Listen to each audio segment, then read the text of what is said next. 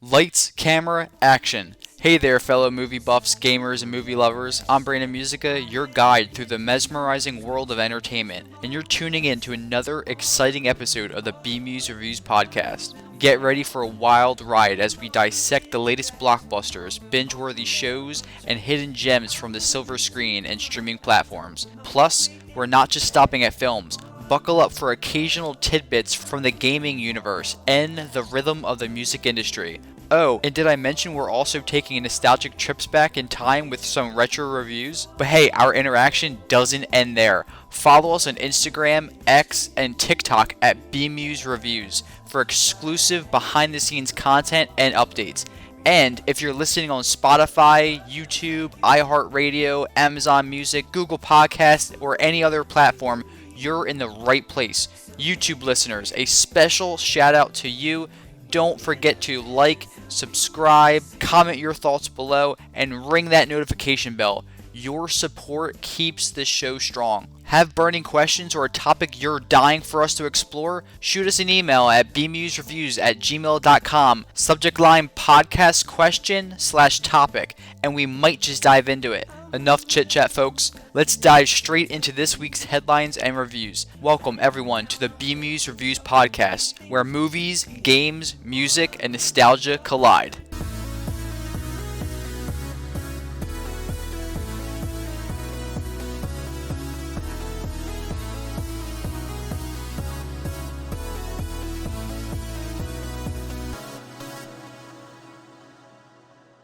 Alright, what's up everybody? We're back. I know it's been a while. I've been super busy. I'm happy to have the opportunity now to record another podcast episode for you guys.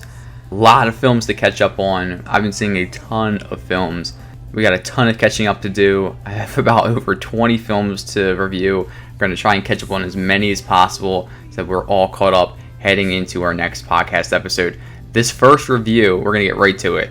This first review is going to go all the way back to May. So we're going to go from May all the way up until now in August. So the first review we're looking at today is for the film Hypnotic. Now, I got a chance to see this film, part of a Regal Mystery movie Monday. The film is directed by Robert Rodriguez and stars Ben Affleck. I knew nothing about this film going into it. I hadn't even heard of it going into it, didn't even see a trailer, anything. This film was one hell of a wild ride, though, I will say. It has countless twists and turns. It keeps you on the edge of your seat the entire way. It's a pretty solid thriller through and through. Your eyes, I can definitely say your eyes will be glued to the screen the entire time, especially until the finale. It's worth checking out. I had a lot of fun with it. I walked out pleasantly surprised. Big fan of Robert Rodriguez and Ben Affleck, and I would definitely say this one delivers. It's definitely worth seeing. Hypnotic, check it out. Alright, our next film review today is for Beau is Afraid.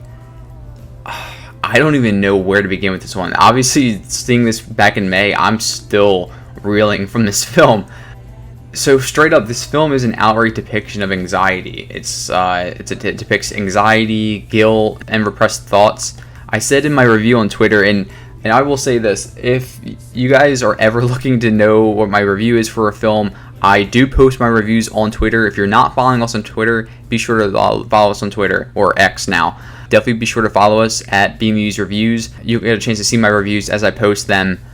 That way you're not waiting months on end to hear reviews about films that I saw back in May. But in my review on Twitter, and I feel I still stand by this statement, I feel the same way. This film makes you feel as though you've been hit in the face with a skateboard during like a hellacious psychedelic trip. Ari Aster's vision is well crafted in this film, and the performances from the entire cast are incredible.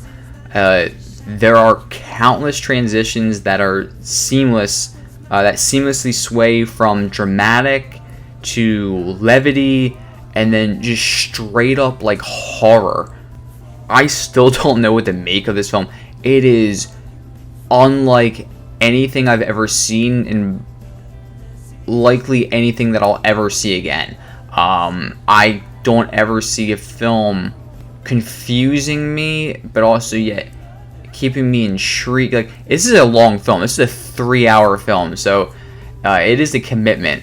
And although it may be a difficult film for a lot of people, you're either gonna like this film. I don't know anyone I'm sure that people are gonna love this film. I'm sure there's many people out there that do love this film. To me, you're either gonna like this film or you're just gonna straight not like it at all. You're gonna hate it.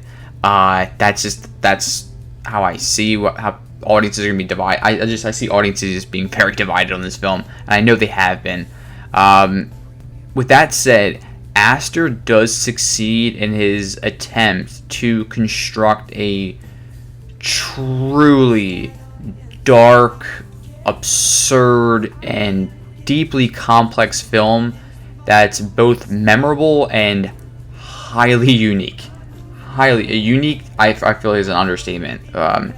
But I am extremely grateful to studios. I'm extremely grateful for studios like A24 who are willing to take risks and provide opportunities to share inspiring creative visions. With that said, I definitely it's hard to recommend this film. You know, if you're intrigued by this film and you want to check it out and it's been on your list, then I would definitely recommend seeing it at least once. With that said, that's up to you. I'm not going to be able to tell if you're going to like it or not. Again, this is a very divisive film.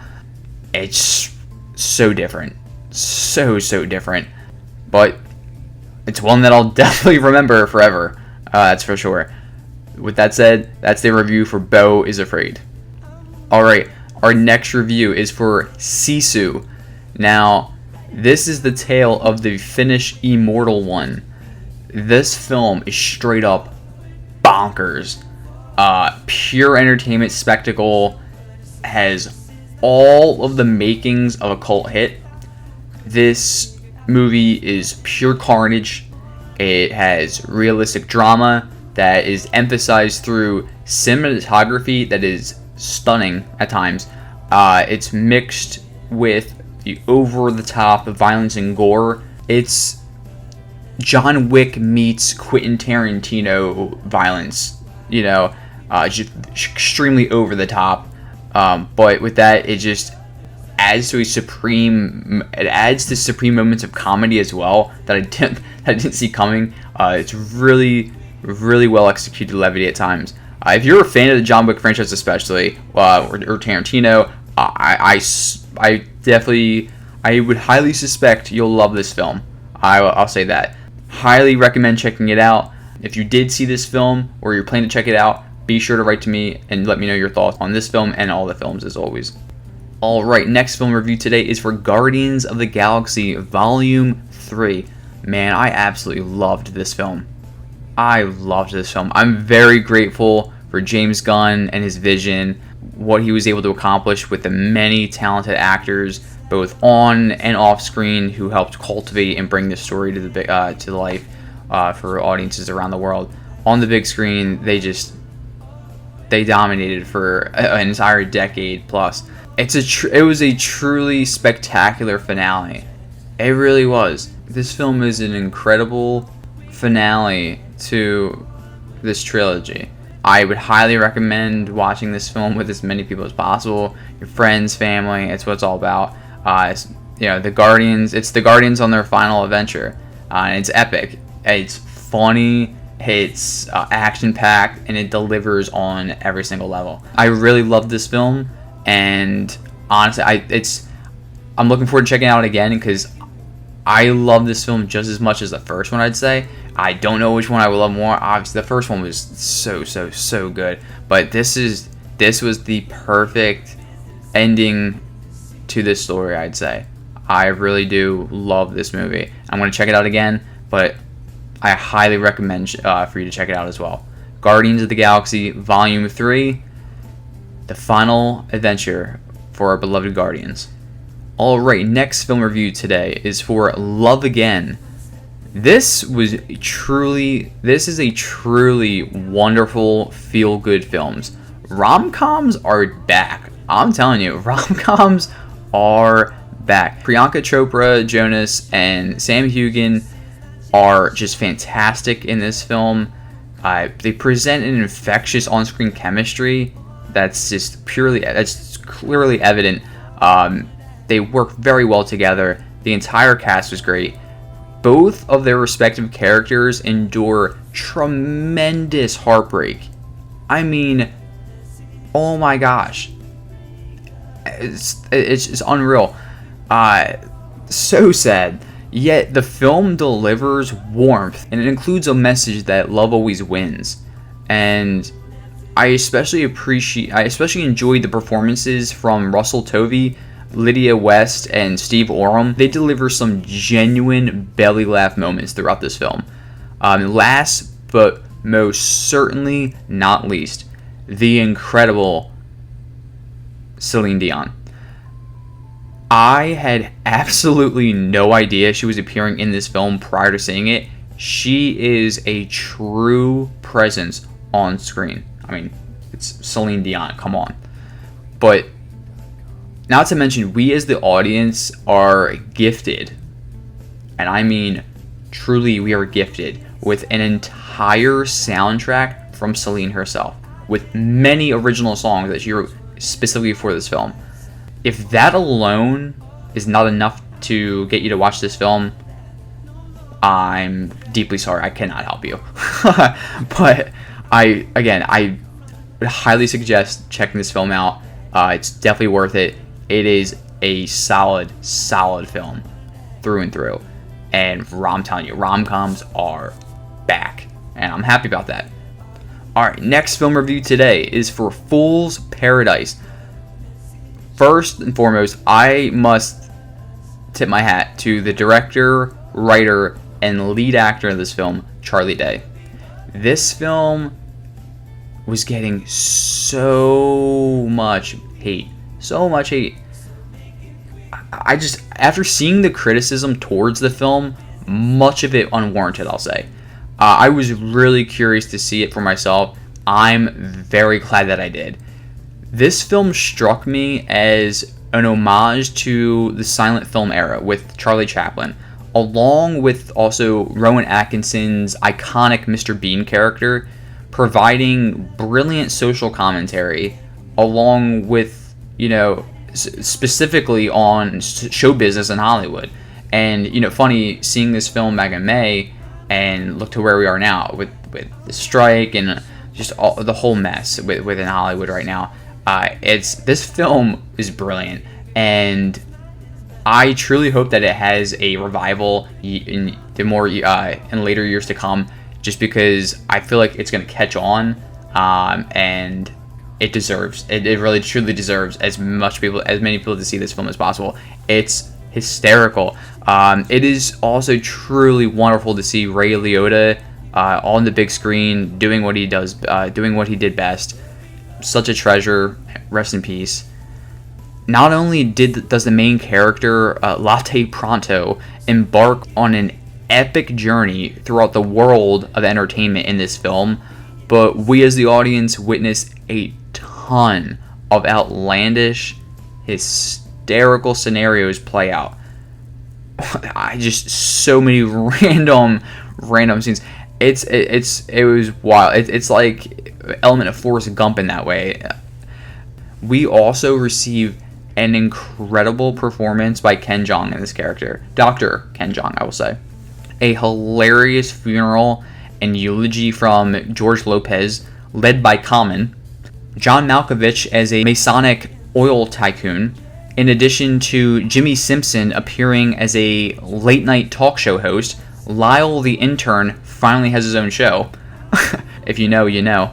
This film overall is just wildly creative, and it has it all. I really recommend checking this film out. It's a short film. It's solid, very well made. It truly deserves to be seen by as many people as possible. Alright, next film review today is for BlackBerry. I loved every minute of this film.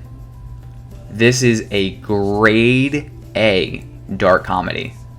This film, I think, is flying way under the radar. I'm hoping that it gets some Academy Award buzz later in the year when the season rolls around. Where to start? Glenn Howerton delivers a masterful performance, along with Jay Baruchel, as well as actor, writer, and director Matt Johnson. Although this film is not a documentary, I found it very entertaining and quite informative. My eyes were glued to the screen the entire film. The performances are what make this film so good. Though the script is so well done, the pacing is on point. There's so many good things I can say about this film. I highly recommend checking it out. BlackBerry. Do not miss out on this one. Alright, our next film review today is for Master Gardener. I went to see this latest film from Paul Schrader, starring Joel Edgerton, Sigourney Weaver, and Quintessa Swindle. I really enjoyed this film. It's very original. It features solid performances from the entire cast, along with colorful dialogue and visuals. I especially was intrigued with Edgerton's character in this film. They continuously participate in this existential battle for their own soul, and they attempt to maintain themselves both internally and externally, much like the work to maintain a lush garden, which is depicted in this film. I found this main character's internal dialogue and also the romantic nature similar to Robert De Niro's portrayal of Travis Bickle in Schrader's iconic 1976 film Taxi Driver. Not to mention, both films are supremely atmospheric with their score, which injects just a ton of emotion to every single scene. This film is very unique, and I would love to check it out again. It's very different, but definitely worth checking out for sure. Master Gardener, the latest film from Paul Schrader, starring Joel Edgerton, Sigourney Weaver, and Quintessa Swindle. Alrighty, for all my Disney fans out there, the next film we are reviewing today is for The Little Mermaid. This film is definitely not what I was expecting. First and foremost, thoroughly enjoyed the first 2/3 of this film. I'll say Halle Bailey's voice will sweep you right off your feet, straight to the shoreline. Daveed Diggs is fantastic as Sebastian. Also, Melissa McCarthy as Ursula presents her own fun, unique twist on the character. Job well done, I'll say. However, similar to Javier Bardem's performance as King Triton, I just found the entire third act of this film lifeless. And unfortunately, the new additions and other unnecessary changes, they fail to capture the original magic associated with this story. Now, this is a good film, don't get me wrong, this is not a bad film, I'm not saying that. I feel like it had so much more potential that it didn't capitalize on. And again, the new additions and some of the changes that were just unnecessary to the film, it doesn't capture that original magic that makes The Little Mermaid so iconic and what we know the character and the story to be today. But again, Halle Bailey's voice, her performance, fantastic. Daveed Diggs, Melissa McCarthy, love them in the movie as well. Definitely worth checking out, especially if you're a Little Mermaid fan. I'm sure you'll love this film. Just found myself a little disappointed, that's all. But definitely still worth checking out. That's for The Little Mermaid. Alright, next film review today is for Spider-Man Across the Spider-Verse. Saw this film in theaters and was blown away. Visuals, the visuals comprised in this film are truly a work of art, and the score guides you the entire way through, almost like swinging from with web to web, as Spider-Man does. This film must be experienced on the big screen. If you didn't have a chance to see it in theaters, just put up a projector or go to a theater, see if you can rent it. Just put this movie on the biggest screen possible. Put accompanied with the loudest speakers possible.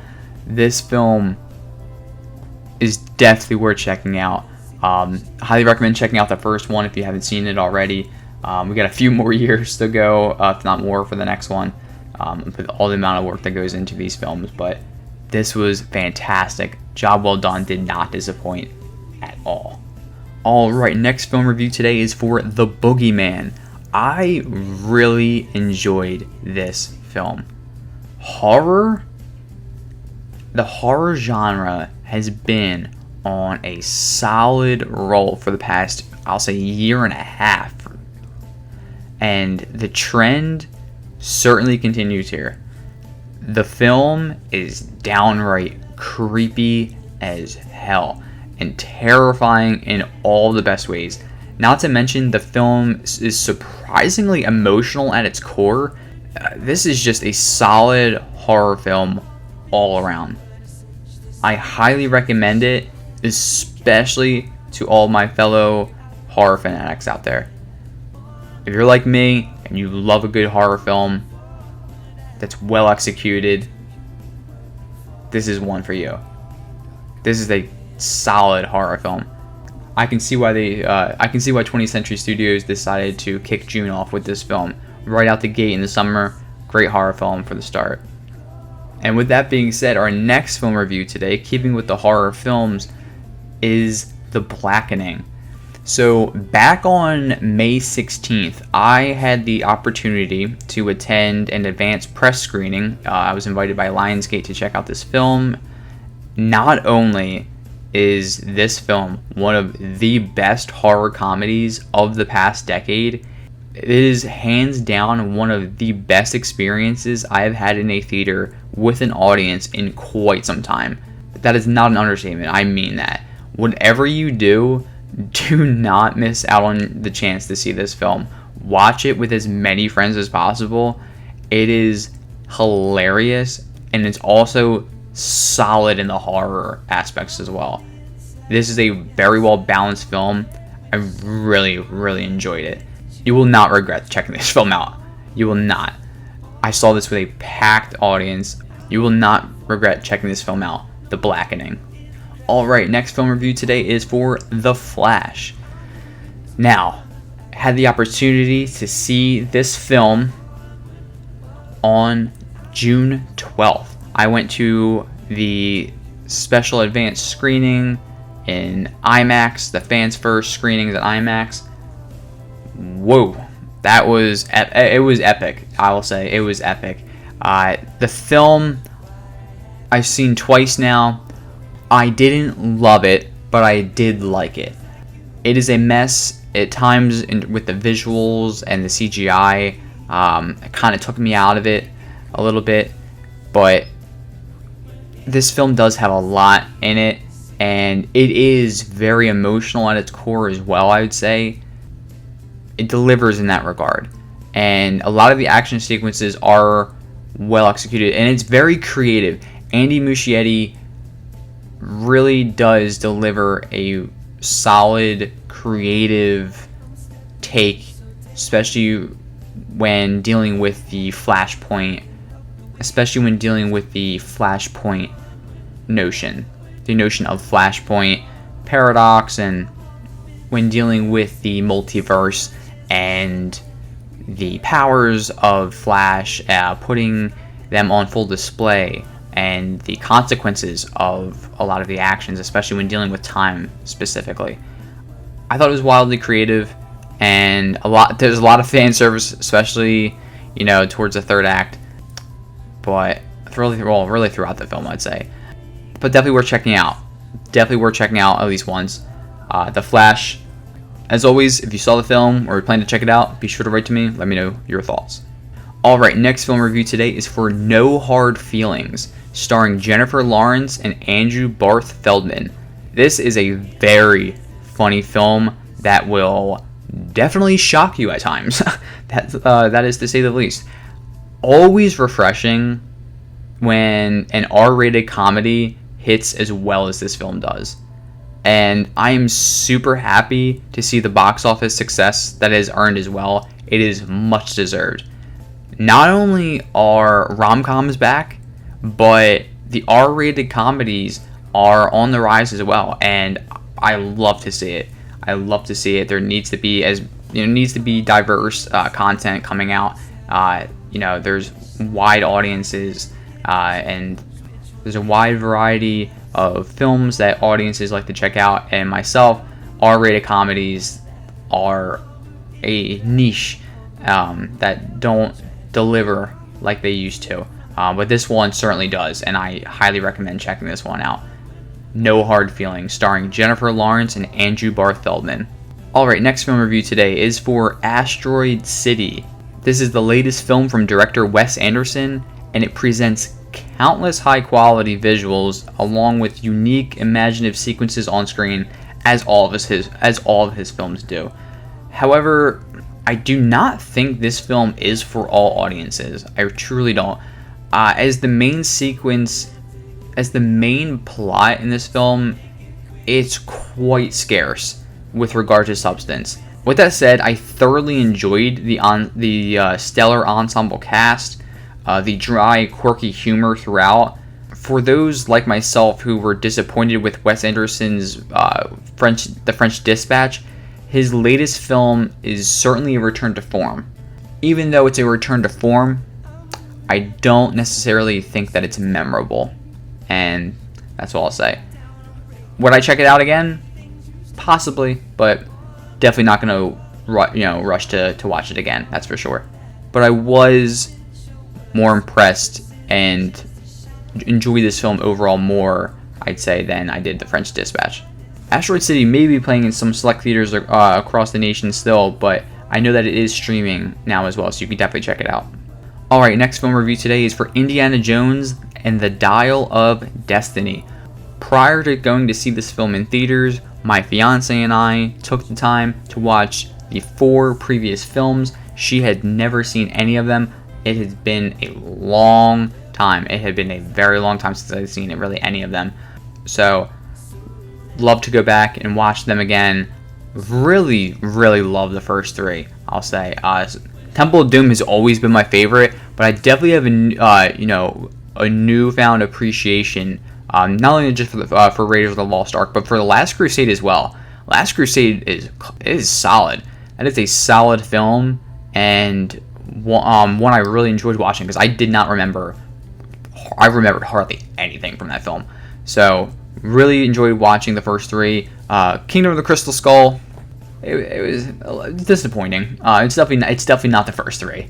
That's for sure. The first 3, I think, are Indiana Jones, and it's just such a solid trilogy of films. It truly, truly is, and it's what has made Harrison Ford in that role such an icon.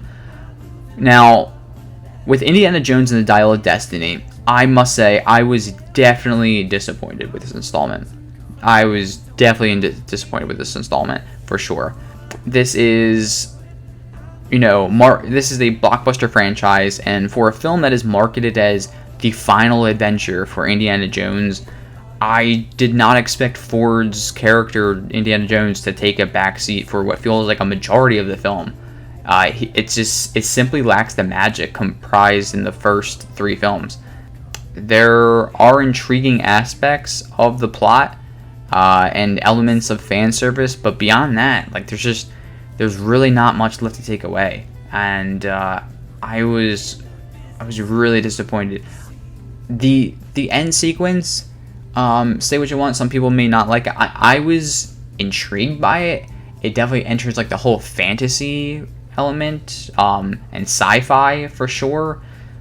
It was interesting, but again, it had already lost me, 2 hours prior to that. So I don't know. I was really disappointed in this one, especially knowing that this is the last film, the last adventure.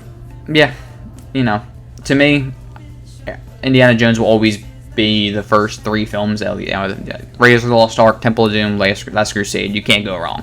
You cannot go wrong with those first 3 films. And to me, that'll always be Indiana Jones. This film and Kingdom of Crystal Skull, especially, I don't think they represent the full magic of what this franchise has been able to harness and build upon for the last 3-4 decades. So, with that said, Indiana Jones: Dial of Destiny, is it worth checking out?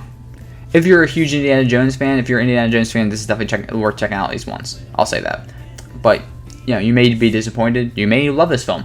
And that's fantastic. That's why you should run out and see this film even more. I always recommend checking out films at least once. Regardless of my opinion, we all have the opportunity to share our opinions and our thoughts and to have a discussion with one another. And if we disagree on different movies, that's fantastic. Well, that just means that we can have a conversation more in depth about the things that we saw differently, and it allows us to come to a different point of view. And I always love having that discourse with family, friends, and fans alike. So always feel free to write to me. You can email us at bmuzreviews@gmail.com. You can always write to me on social media as well. Instagram, TikTok, Twitter, or X now. Feel free to write to me at any time. I'm always curious to know what your thoughts are about the movies that we discuss here on the podcast. Alright, next film review today is for Sound of Freedom. Man, watching this film in theaters, absolutely speechless. I'm still speechless when I think about this film. First of all, this film needs to be seen by as many individuals as possible. I said that in my review on Twitter, and I'll say it again here on the podcast. This film needs to be seen by as many individuals as possible. It is staggering. Not only the true story that is depicted in this film, from beginning to end, it is, and at the very end of the film, you see images that were depicted, that are from real life, from the operation that Tim Ballard and other individuals carried out to help protect these children from these disgusting individuals. But you see how it was depicted in the film, and it's spot on. Not only that, but at the end of the film, the statistics, and I implore you, if you do see this film in theaters, stay until the very end. There is a special message that plays that is worth listening to. And before that plays, there are statistics that come up on screen, and it is horrifying. I truly hope that its tagline will resonate with whoever sees it. God's children are not for sale. This movie was made 5 years ago, and it had to go through every single hoop just to get out in theaters. And by word of mouth, it is finally getting out there, and people are waking up to the nightmare that millions of children live each day. Now, it is an experience that is unlike anything. This movie is painful, yet extremely important to see. I implore you to not miss your opportunity to see this film in theaters. In my review of this film, you can use the link to claim a free ticket from someone who already paid it forward. There's a full campaign going on to support and supply individuals with free tickets who otherwise could not be able to afford them. So if you need a free ticket, if you want a free ticket, use that link. It's right on our Twitter page. You can find it right in our review of this film. Don't miss your opportunity to see this film. Whether it be in theaters or sometime afterwards, I implore you to see it as soon as possible. It's still in theaters. You have plenty of time to see it. Don't miss out. Alright, and the next film that I recently saw is The Miracle Club. Saw this film in theaters, and man, what a beautiful film. Really, what a beautiful film. I knew next to nothing about this film going into it, and I was so pleasantly surprised by its charm, its sincere emotion, magnificent score, as well as its extraordinary costume and set design. I saw this during a matinee on a weekend. I am truly glad that I took the time to check this one out, and I really hope that you will too. This stars Laura Linney, Kathy Bates, Maggie Smith, and Stephen Ray. Highly recommend watching this one. The Miracle Club. Alrighty, my fiance and I recently took a trip out to Colorado. And while we were out there, we of course did the double feature for Barbenheimer. First, kicking it off with Oppenheimer. At the IMAX theater, we saw this film. I am still in awe, and it's been almost a month since I saw this film. First and foremost, this film is a masterpiece. The performances from the entire ensemble cast were impeccable, including Cillian Murphy, Robert Downey Jr., and Emily Blunt, who I firmly believe will all receive, and deservedly so, Academy Award nominations. Not once did this film ever feel like 3 hours to me. Not once.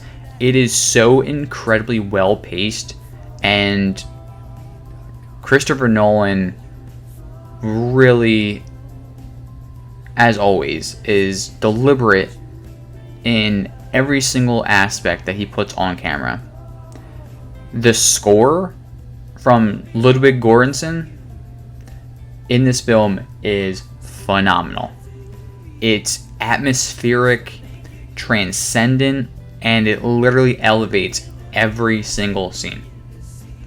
I especially appreciate Nolan's dedication to bring us inside the mind of Oppenheimer, especially a man who endured enormous mental and emotional distress in his life, especially after creating the atomic bomb, of course. But in addition to that, I appreciate the dedication to retell historical events and understandings, including censorship during the McCarthy era, birth of the military-industrial complex, which produces propaganda and continues to perpetuate war rather than peace, along with the weaponization of the Department of Justice.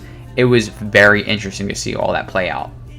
This is a dramatic, historical, and biographical film, and there are many, many moments where it feels more like a horror film, rooted in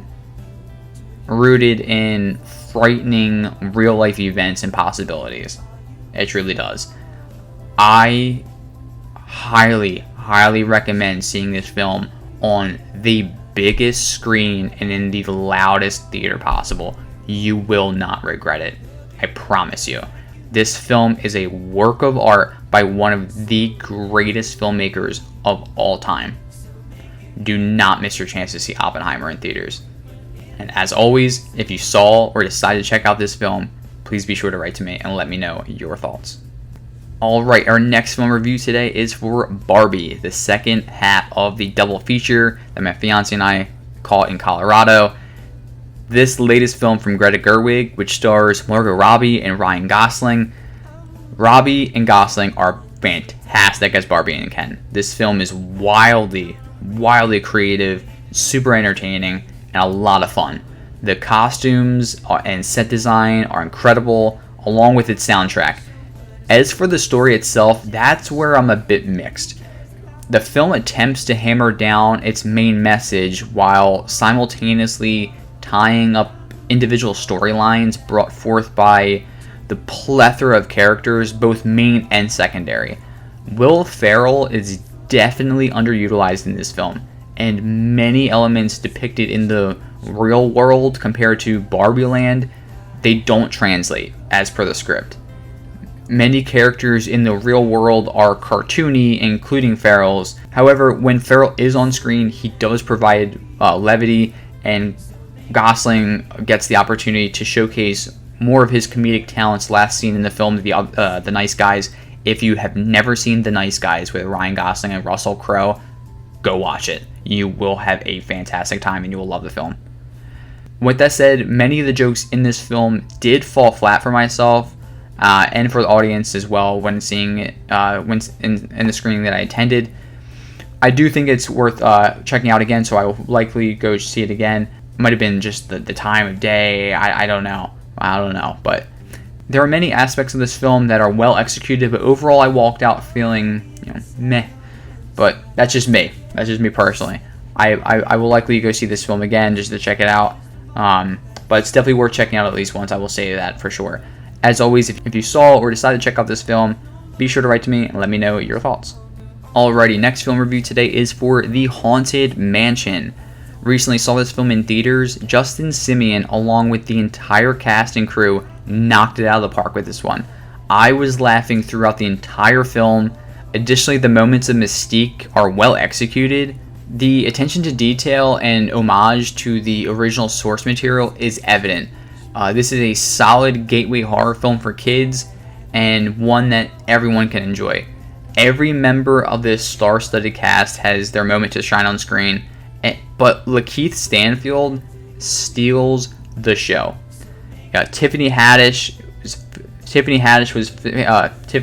had me cracking up. Owen Wilson, Danny DeVito, incredible actors to include in this cast, along with Rosario Dawson, who everybody just loves. Can't wait to see Ahsoka, and her performance in this film was great as well.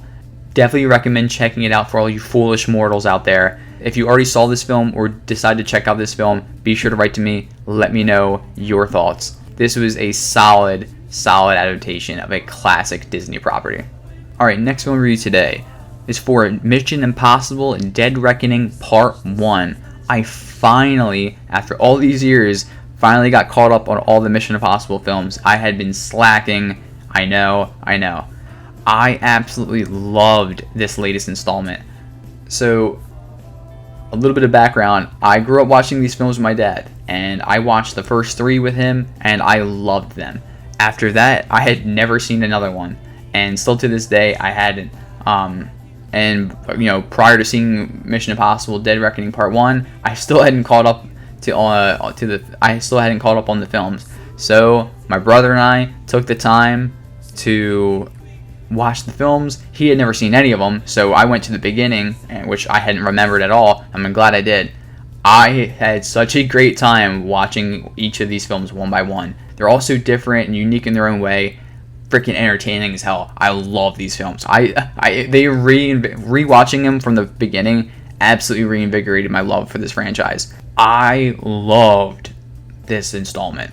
The storied blockbuster mega-grossing franchise for Mission Impossible just keeps on delivering. Tom Cruise starring as Ethan Hunt, along with the rest of the IMF crew, Simon Pegg, Ving Rhames, and Rebecca Ferguson. They just continue to raise the bar and provide stunning action sequences that leave you just mesmerized. Seeing as how this is only part 1, which I'm so glad that we're getting more Mission Impossible films, and I literally never want them to end. I just don't. I do not. Seeing how this is only part 1, I especially enjoyed how well paced the story is for the audiences.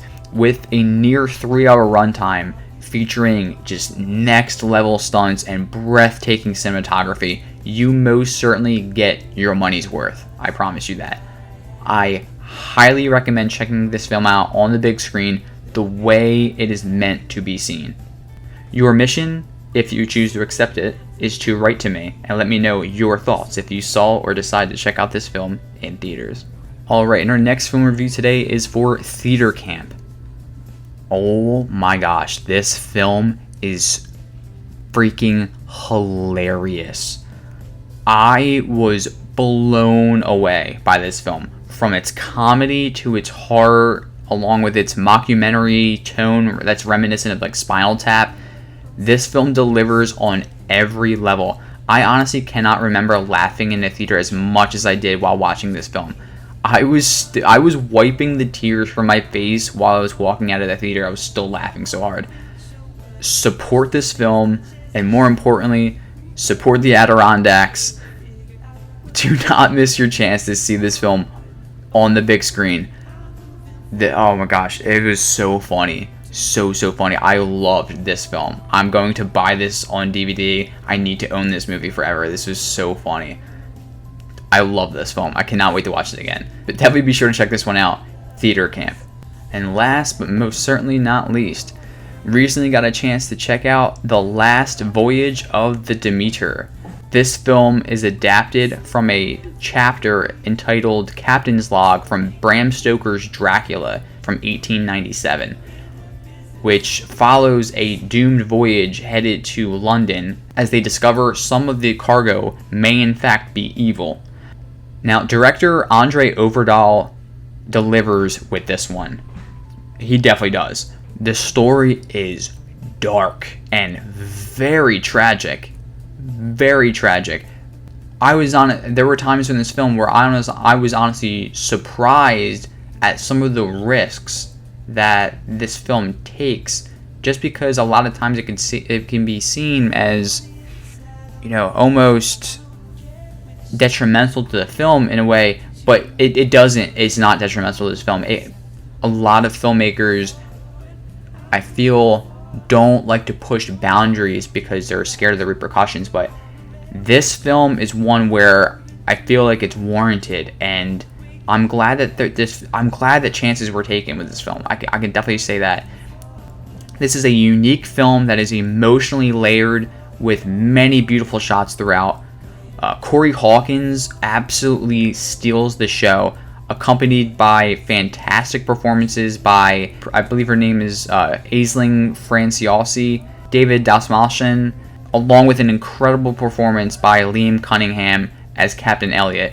I especially appreciate the end of the film where it seems as though a potential sequel, possibly Dracula, could be on the horizon. I would definitely be willing to check out the next installment continuing this story for sure. This is worth checking out. Again, to all my horror fanatics out there, I think you'll like this one. It's a pretty wild film. It's a pretty wild film, but it's solid. It's solid and it's entertaining, and it's worth checking out for sure. The Last Voyage of the Demeter.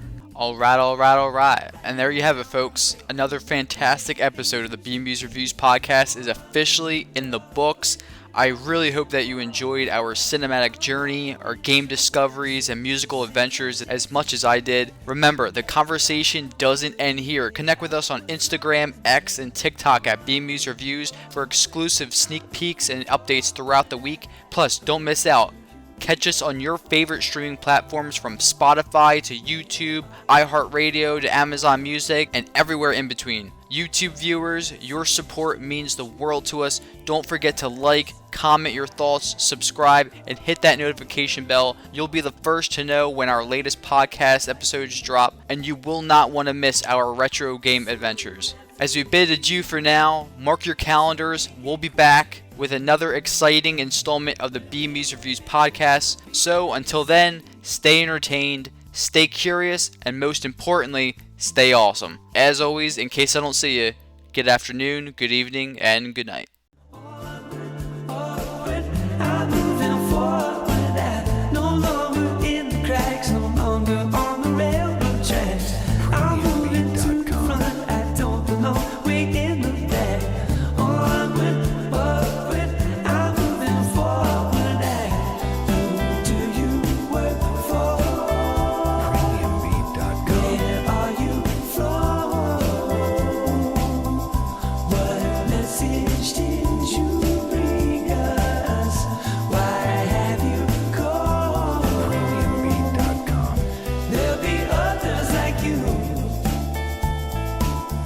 Soon after you leave, so make it quick.